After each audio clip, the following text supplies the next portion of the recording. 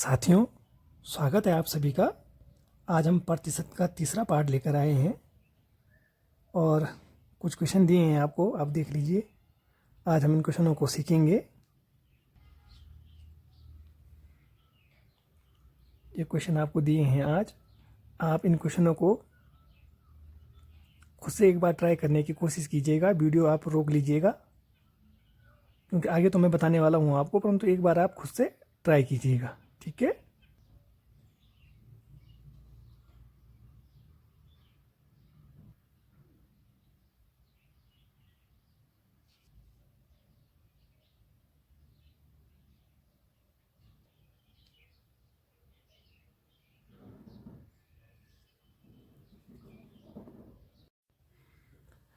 आज की क्लास का आपको पहला क्वेश्चन दिया गया है, यदि x का 40% का 20% 30 हो तो x का मान क्या होगा। ठीक है, तो जैसे जैसे क्वेश्चन में दिया है आपको वैसे वैसे सॉल्व करना है।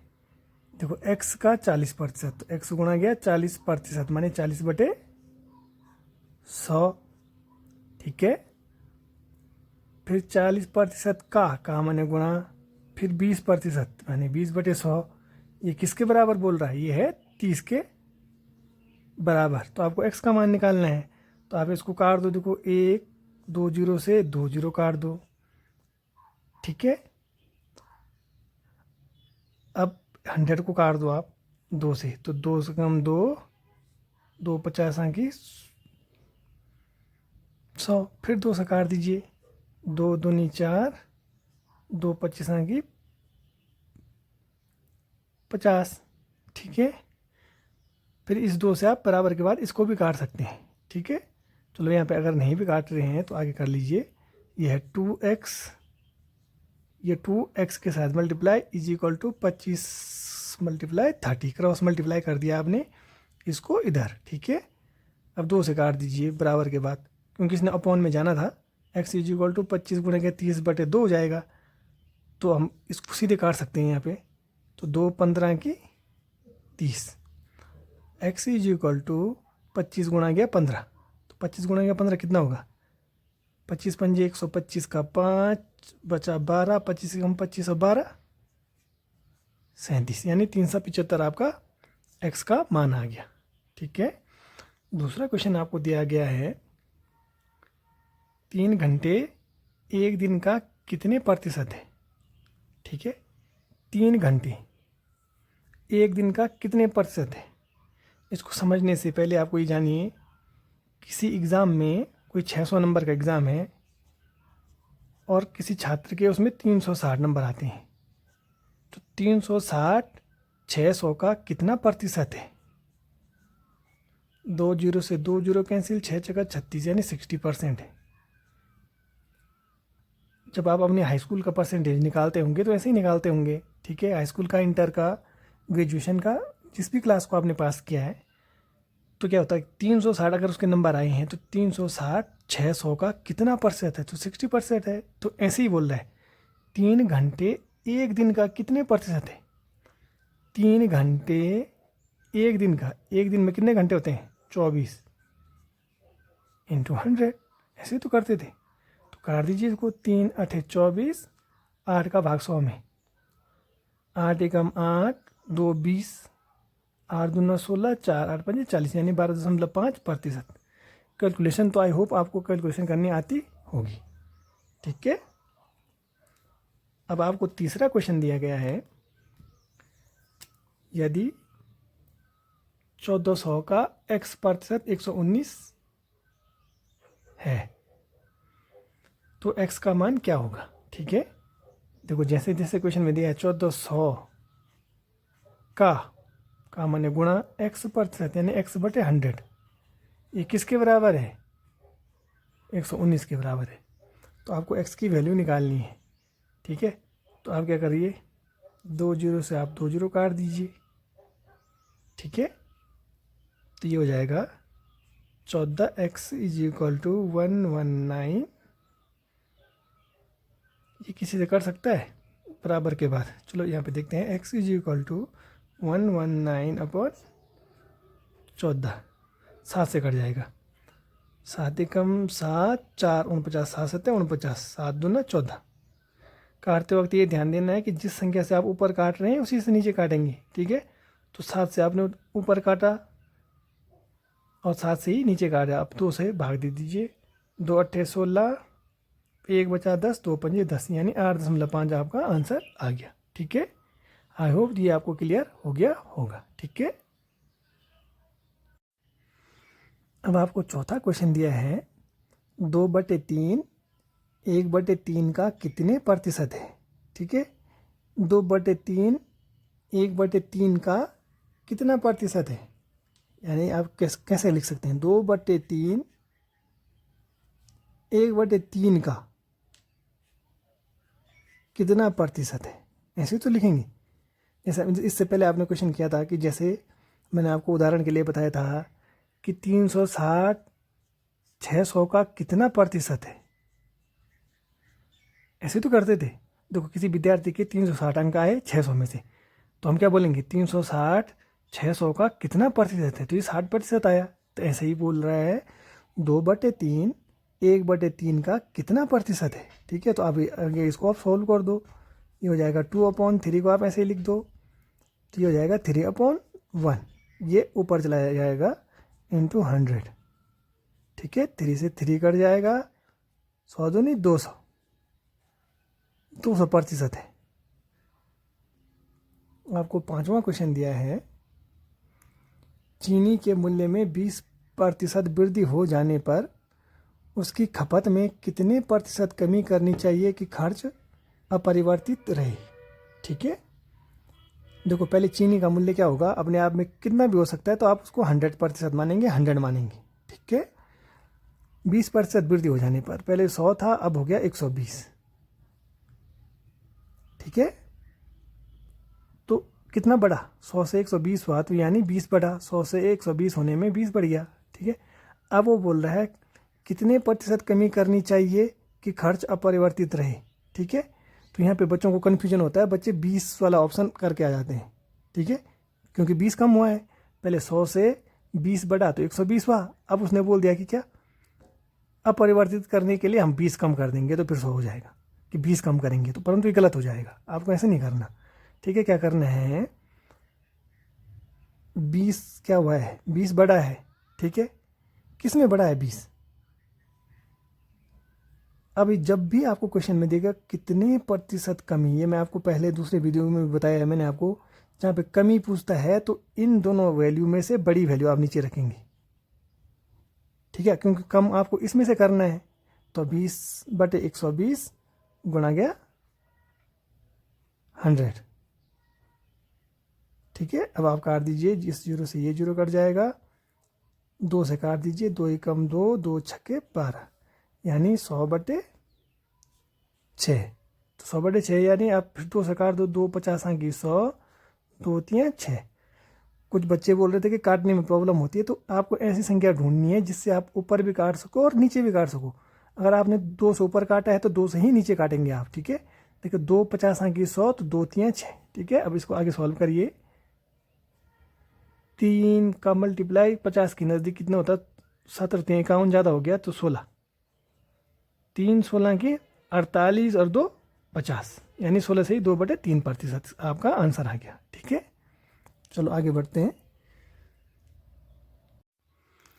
अब आपको छठवां क्वेश्चन दिया है, एक छात्र को एक परीक्षा में उत्तीर्ण होने के लिए 33% अंक प्राप्त करने थे, ठीक है। उसने 30% अंक प्राप्त किए तथा 24 अंकों से फेल हो गया, तो ज्ञात कीजिए परीक्षा कितने अंकों की थी, ठीक है। क्वेश्चन इतना बड़ा है परंतु इतना टफ क्वेश्चन नहीं है ये, ठीक है। थोड़ा सा ध्यान देने की जरूरत है आपको। देखो जब भी कोई एग्ज़ाम होता है तो वो कितने अंकों का होता है, अपने आप में 100% के बराबर होता है वो एग्ज़ाम, ठीक है। क्या बोलता है, उत्तीर्ण होने के लिए 33% अंक प्राप्त करने थे, ठीक है। उसने क्या करने थे, 33% अंक प्राप्त करने थे उत्तीर्ण होने के लिए, ठीक है। ये क्या था, उत्तीर्ण होने के लिए उसने 33% अंक प्राप्त करने थे, परंतु हुआ क्या, बंदे ने या छात्र ने, जो भी है वो, उसने क्या करा, 30% अंक प्राप्त किए, ठीक है, उसको 30% अंक मिले, ठीक है, तथा 24 अंकों से फेल हो गया। यहाँ पे समझिए, जिस बच्चे ने एग्ज़ाम दिया था उसने 30% अंक प्राप्त किए, ठीक है, 30% अंक प्राप्त किए और 24 अंकों से फेल हो गए, यानी उसके 24 अंक और आते तो उसके 33% हो जाता। क्वेश्चन ये तो बोल रहा है, देखो 30% उसको मिले हैं और 24 अंकों से फेल हो गया है, तो अगर वो 24 अंक और ले आता तो उसके 33% हो जाते, क्योंकि पास होने के लिए 33% चाहिए, ठीक है। तो यानी 30% में 24 जोड़ेंगे तो 33% हो जाता। तो यानी आप ये समझिए ये दोनों बराबर होंगे, जो 33% है उत्तीर्ण होने के लिए वो 30% धन 24 के बराबर हो जाएगा। समझ में आया यहाँ पे? अब क्वेश्चन आपको सॉल्व हो गया। अब इसको इधर ले जाएंगे तो ये हो जाएगा 3% माइनस हो जाएगा 3% इज इक्वल टू 24, ठीक है। तो 1% इज इक्वल टू कितना हो जाएगा, 3 8 24 8। 1% की वैल्यू आपको पता चल गई कि 8 है। आपको निकालना है 100%, क्योंकि एग्जाम अपने आप में 100% का है, ठीक है। तो 100% माने आपको 100% निकालना है, तो 100 गुणा गया 8 यानी 800। एग्ज़ाम क्या था, 800 अंकों का था। समझ में आया? अगर समझ में नहीं आया तो मैं एक बार फिर से बता देता हूँ आपको। देखो, कोई भी एग्ज़ाम 100% का होता है, ठीक है। उत्तीर्ण होने के लिए 33% चाहिए, ठीक है। परंतु जिस बच्चे ने एग्ज़ाम दिया, जिस छात्र ने एग्ज़ाम दिया 30% लेके आया, ठीक है, वो 30% लेके आया वो, और 24 अंकों से फेल हो गया। अगर उसके 24 अंक आ जाते, मैंने 30% में अगर हम 24 अंक जोड़ देते तो वो 33% हो जाता, यानी वो पास हो जाता, ठीक है। तो पास होने के लिए 33 तो चाहिए थे, तो ये दोनों बराबर होंगे इसका मतलब। तो यहाँ से आप इसको इधर ले जाएंगे तो 33 में से 30 गया, 3% is equal to 24, 1% is equal to 8 आ गया, तो आपको 100% निकालना है, ये 800 हो जाएगा, ठीक है। अब आपको 7वां क्वेश्चन दिया है, आई होप ये छोटा क्वेश्चन आपको समझ में आया होगा, ठीक है। अब 7वां क्वेश्चन दिया है आपको, एक परीक्षा में 70% विद्यार्थी उत्तीर्ण हुए और 210 विद्यार्थी अनुत्तीर्ण हो गए, तो परीक्षा में कुल कितने विद्यार्थियों ने प्रतिभाग किया, ठीक है। देखो, 70% विद्यार्थी उत्तीर्ण हुए हैं, अपने आप में 100% विद्यार्थी होंगे, ठीक है। 70% क्या हुए, उत्तीर्ण हुए, ठीक है। उत्तीर्ण माने पास हुए, ठीक है। तो देखो, 100 में से 70% क्या हुए, उत्तीर्ण हुए, तो बाकी बचे कितने, 30%, ये तो अनुत्तीर्ण हुए होंगे। देखो, अब समझिए, यहाँ पर 100% विद्यार्थी थे, 100% विद्यार्थी थे, उसमें से 70% क्या हुए, उत्तीर्ण हो गए, माने 70% पास हो गए, तो बाकी जो बचे विद्यार्थी होंगे वही तो अनुत्तीर्ण होंगे, यानी 30%। 70 और 30 100% तभी तो टोटल हुआ, ठीक है। तो जो अनुत्तीर्ण विद्यार्थी हैं वो कितने हैं, यहाँ पे 30% है। परीक्षा में कुल बोलते हैं उत्तीर्ण हुए और 210 विद्यार्थी अनुत्तीर्ण हो गए, यानी जो ये 30% विद्यार्थी हैं किसके बराबर हैं, 210 विद्यार्थियों के बराबर हैं, ये तो अनुत्तीर्ण है। यहाँ पे अनुत्तीर्ण निकला है 30%, क्वेश्चन में दिया है 210 विद्यार्थी अनुत्तीर्ण हो गए, तो यानी जो 30% है वो 210 के बराबर है। तो यहाँ पे से भी आप 1% निकाल लेंगे, 3 सत्ते 21, ठीक है, 0 से 0 कटा, 3 सत्ते 21, 1% मतलब 7 के बराबर हो गया। आपको निकालना है 100%, क्योंकि टोटल विद्यार्थी, कुल विद्यार्थियों की संख्या निकालनी है, तो वो अपने आप में 100% होती है। तो 100% यानी 100 गुणा गया 7, यानी विद्यार्थी कितने थे, 700 थे। तो आई होप ये भी आपको क्लियर हो गया होगा, ठीक है। अब आपको 8वां क्वेश्चन दिया है, एक परीक्षा में 640 छात्र तथा 360 छात्राएं सम्मिलित हुए, ठीक है। 640 छात्रों ने परीक्षा दी और 360 छात्राओं ने परीक्षा दी, ठीक है। इसमें 60% छात्र तथा 80% छात्राएं सफल रही, कितने प्रतिशत फेल हुए, माने दोनों को मिलाकर आपको बताना है कि कितने प्रतिशत फेल हुए, ठीक है। ये क्या है, छात्र हैं, इधर क्या है, छात्राएं हैं, ठीक है। निकालना क्या हमको, फेल प्रतिशत निकालना है, ठीक है। तो देखो, छात्र क्या होंगे, अपने आप में 100% होंगे, छात्राएं भी क्या होंगी, अपने आप में 100% होंगी, ठीक है। वो बोलता है छात्र कितने सफल हुए, 60% छात्र सफल रहे, यानी सफल क्या रहे, 60%। तो असफल कितने होंगे, 40%। समझ में आ गया यहाँ पे, मैं बता चुका हूँ आपको इससे पहले वाले क्वेश्चनों में भी। देखो टोटल छात्र थे 100%, उसने दिया है कि 60% सफल हुए, तो 100 में से 60 जाएगा, 40% असफल हुए होंगे। वैसे ही छात्राएं कितने प्रतिशत सफल हुई, 80% छात्राएं सफल रही, तो यानी 80% क्या हुई, सफल रही, और असफल कितनी होंगी, 20%। माने इधर एस माने सफल से लिख लेता हूँ और असफल से को ए से लिख लेता हूँ यहाँ पे, ठीक है। यहाँ पे तो समझ में आ गया होगा आपके। अब देखिए 80% उसने दिया है कि सफल हुए हैं, 100 में से 80 जाएगा, 20% असफल। अब वो क्या बोल रहा है, कितने प्रतिशत फेल हुए, यानी कितने प्रतिशत असफल हुए, ठीक है। तो देखो ये तो 40% असफल हुए छात्र, और छात्राएं कितनी हुई, 20% असफल हुई, ठीक है। और छात्र कितने हैं, छात्र हैं 640, छात्राएं कितनी हैं 360। तो आप क्या करेंगे, 640 का 40% निकाल देंगे, क्योंकि हमको असफल वाले निकालने हैं, ठीक है। तो हम क्या करेंगे, 640, असफल कितने हुए हैं 40%, तो 40/100, ठीक है। 2 जीरो से आप 2 जीरो काट देंगे, 4 चौको 16 का 6, हासिल लगा 1, 4 6 का 24 और 1 25, यानी 256 छात्र असफल हुए, ठीक है। और छात्राएं कितनी असफल हुई, छात्राएं 360 थी टोटल, 360 में से 20% क्या हुई, असफल हुई। 2 जीरो से 1 2 जीरो कैंसिल, तो 36 दूना 72। अब देखिए आपको पता चल गया कि 256 छात्र फेल हुए और 72 छात्राएं फेल हुई, परंतु क्वेश्चन में क्या पूछा है, ये तो निकालना था नहीं। क्वेश्चन में निकालना है कितने प्रतिशत फेल हुए, तो प्रतिशत फेल निकालने के लिए पहले हमने फेल निकाल दिया, फेल निकालना जरूरी था, ठीक है। तो कितने फेल हुए हैं, देखो 6 और 2 8, 5 5 10 2 12 को 2 हासिल लगा 1, यानी टोटल 328 फेल हुए हैं, ठीक है। 328 फेल हुए हैं ना, 256 छात्र फेल हुए हैं और 72 छात्राएं फेल हुई हैं, ठीक है। तो इन दोनों को मिला देंगे तो टोटल पता चल गया आपको कि 328 फेल हुए हैं दोनों को मिला के, ठीक है। वैसे कितने में से हुए हैं 328 फेल, 328 फेल हुए हैं 640 छात्र और 360 छात्राओं में से, तो इन दोनों को भी जोड़ दो तो कुल छात्र छात्राएं निकल आएंगी, 6 3 9 और 1 10, यानी 1000 छात्र छात्राओं में से 328 फेल हुए हैं। तो इनका प्रतिशत निकालना है, तो प्रतिशत कैसे निकालेंगे, तो जो फेल छात्र छात्राएं हैं उनके अपॉन कुल छात्र छात्राएं, ठीक है। तो प्रतिशत निकाल आएगा, 2 जीरो से इधर 1000 नहीं, इधर 100 आएगा, मल्टीप्लाई 100, ठीक है। मल्टीप्लाई में 100 होता है प्रतिशत निकालने के लिए, यहाँ पे मैंने 1000 लिख दिया था शायद ये वाला। तो देखो 2 जीरो से 2 जीरो कैंसिल, अब 10 का भाग इसमें देंगे तो 32.8% आपका आंसर आ जाएगा, यानी असफल हुए हैं 32.8%। तो आई होप ये भी आपको समझ में आ गया होगा, ठीक है। अब आपको 9वां क्वेश्चन दिया है, एक संख्या में पहले 20% तथा पुनः 20% की वृद्धि की गई, बढ़ी हुई संख्या को कितने प्रतिशत कम कर दिया जाए ताकि वो प्रारंभिक संख्या के बराबर हो जाए, ठीक है।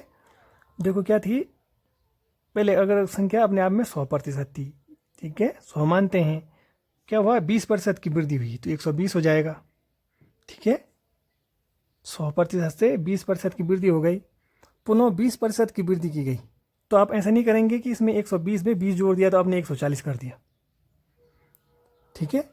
आप ऐसा नहीं कर सकते, ऐसा करेंगे तो क्वेश्चन गलत हो जाएगा। ध्यान दीजिए, यहाँ पर पहले 100 थी संख्या, 20% की वृद्धि हुई तो 120 हो गई, अब वो बोल रहा है कि पुनः 20% की वृद्धि की गई, ठीक है। ये प्रतिशत मैं नहीं लिख रहा हूँ यहाँ पे, तो आप इसको समझिए कि 120 है, पहले संख्या 100 थी, 20% की वृद्धि हुई तो 120 हो गई, अब इस वाली संख्या में हुआ 20% की वृद्धि, तो 120 का 20% आपको निकालना पड़ेगा पहले, 120 गुणा किया 20/100 आपको निकालना पड़ेगा, 2 जीरो से 2 जीरो कट जाएंगे, यानी 12 दूना 24, अब इसमें 24 बढ़ जाएगा, तो 120 और 24,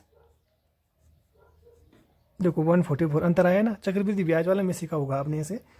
देखो 100 में 20% की वृद्धि हुई, तो 100 में 20% की वृद्धि हुई तो 100 गुणा गया 20/100 करेंगे आप, कितने की वृद्धि होगी, 2 जीरो से 2 जीरो, यानी 20 की वृद्धि हुई, पहली बार 20 की वृद्धि हुई, यही तो हमने 20 की वृद्धि करी थी, 100 में 20% की वृद्धि हुई तो 120 हुआ, अब 120 में हुई है 20% की वृद्धि, तो 120 में 20% की वृद्धि हुई है, यानी 24 बढ़ा है, तो अब क्या बोल रहा है वो, बढ़ी हुई संख्या को कितने प्रतिशत कम कर दिया जाए, यहाँ पे ध्यान दीजिए, कितने प्रतिशत कम कर दिया जाए, यानी बढ़ी हुई संख्या को 100 से 144 हुई है, ठीक है, तो बढ़ी हुई संख्या को कितना कम कर दिया जाए, 44% कम कर दिया जाएगा, तभी तो इसके बराबर आएगी। 100 से 144% हुआ है, तो बढ़ी हुई संख्या को 44% कम करेंगे तो 100 हो जाएगा, कम कर दिया जाए ताकि प्रारंभिक संख्या के बराबर हो जाए। देखो जहाँ पे मैंने आपको पहले फिर भी बताया है, फिर भी एक बार बता देता हूँ, जहाँ पर क्या हो, प्रतिशत कम हो, कि कम कर दिया जाए या घटा दिया जाए, तो वहाँ पे मैंने बताया था आपको इस वैल्यू और इस वैल्यू में से बड़ी वैल्यू नीचे आएगी, ठीक है, तो 144 प्रतिशत निकालना है तो इंटू 100, ठीक है। अब आप इसको सॉल्व कर दीजिए, 2 से काट दीजिए, 2 दूनी 4, 2 दूनी 4, 2 सत्ते 14, 2 दूनी 4, ठीक है, फिर 2 से काट दीजिए, 2 11 के 22, 2 3 6, 2 छके 12, ठीक है। अब यहाँ पर 11 है, 11 तो कटेगा नहीं, अब किससे कट सकता है, अब 2 से ये दोनों को काट दो, 2 18 की 36, 2 50 की 100, फिर 2 से 2 9 18, 2 25 की 50, अब 9 से ना तो 25 कटेगा ना 11 कटेगा, ठीक है, तो 25 से कम 25 गुणा किया 11, 25 से कम 25 का 5, हासिल लगा 2, 25 से कम 25 से 2 27 अपॉन 9, मैंने 275/9 आया, ठीक है। इसको आगे भी सॉल्व कर सकते हैं आप, कैसे, 9 3 27, यानी 9 में 30 का मल्टीप्लाई करेंगे तो 270 और 5 275, यानी 30 से ही 5/9% कम करना होगा, तब पहली वाली संख्या आ जाएगी, ठीक है। तो आई होप ये भी आपको क्लियर हो गया होगा, ठीक है। आज की क्लास का आपको 10वां क्वेश्चन दिया है, एक कंपनी में 40% कर्मचारी मैट्रिक पास हैं, ठीक है, शेष का 50% स्नातक हैं तथा शेष 180 स्नातकोत्तर हैं, स्नातक कर्मचारी कितने हैं, ठीक है। ध्यान से देखिएगा, 100% क्या हैं कर्मचारी होते हैं किसी भी कंपनी में, उसमें से क्या है 40% कर्मचारी मैट्रिक पास हैं, यानी 100 में से क्या है 40% क्या है, इनको मैं मैट्रिक लिख देता हूँ यहाँ पे, 40% क्या है मैट्रिक पास है, ठीक है। तो बचा कितना, 100 में से 40% मैट्रिक पास है तो बचा 60%, ठीक है। देखिए यहाँ तक है, शेष का, ये वाली लाइन ध्यान दीजिएगा, शेष का 50% स्नातक है। देखो 100 में से 40% तो मैट्रिक हैं, ठीक है, क्वेश्चन के अकॉर्डिंग एक कंपनी में 40% कर्मचारी मैट्रिक पास हैं, माने 100 में से 40% मैट्रिक पास हैं और बाकी बचे 60%, तो इसका क्या है 50% स्नातक है, यहाँ पे ध्यान दीजिए। तो 60 का 50% क्या होगा, 60 का 50% माने 60 का आधा, तो 30% ये हो गया, 30% ये हो गया। देखो शेष का 50% स्नातक है, यानी स्नातक क्या है, स्नातक क्या होंगे 30% होंगे, शेष का 50% यानी 60 का 50% माने इसका आधा हो जाएगा 30, ठीक है। 30% स्नातक हो गए तथा शेष 180 स्नातकोत्तर हैं, ठीक है। ये क्या है स्नातकोत्तर हैं, माने ये पीजी हैं, ठीक है। पोस्ट ग्रेजुएट हैं कितने 30%, ठीक। और एक क्वेश्चन के अकॉर्डिंग 180 हैं स्नातकोत्तर, तो जो स्नातकोत्तर 30% हैं वो 180 के बराबर हो जाएंगे, तो 1% बराबर कितना, 3 6 18, यानी 6 आ गया, ठीक है। तो 100% बराबर कितना हो जाएगा 600। अब आपको पता चल गया कि 600 कंपनी में कर्मचारी थे, ठीक है, कंपनी में 600 कर्मचारी हैं। अब वो क्या बोलता है क्वेश्चन में, स्नातक कर्मचारी कितने हैं, ठीक है, क्या पूछ रहा है स्नातक कर्मचारी कितने हैं। तो देखो 600 टोटल थे, तो 600 में से स्नातक कितने हैं 30% हैं, तो 600 का 30% निकाल दो, आपको स्नातक वाले पता चल जाएंगे। अगर स्नातकोत्तर वाले बोलता है तो स्नातकोत्तर वाले भी पता चल जाएंगे आपको, ठीक है। तो यहाँ पे से आप डाइड कर सकते हो वैसे, क्योंकि जितने स्नातकोत्तर वाले होंगे उतने ही तो स्नातक वाले भी होंगे, 180 आना चाहिए स्नातक वाले भी, ठीक है। तो कैसे 600 का 30% अगर आप निकालेंगे तो 600 गुणेंगे 30/100, 2 जीरो से 2 जीरो कैंसिल, 6 जीरो की जीरो, 6 18, यानी 180 क्या होंगे, स्नातक होंगे। तो 180 आपका आंसर आ गया। देखो 180 स्नातक होंगे, 180 स्नातकोत्तर होंगे, ठीक है। कितने होंगे दोनों मिला के, 360, 360, ठीक है। यहाँ पे एक चीज़ समझिए आप, 180 ये होंगे, 180 ये होंगे, तो 360 ये हो गए, ठीक है। 240 बचे, तो 240 क्या होंगे, मैट्रिक पास होंगे।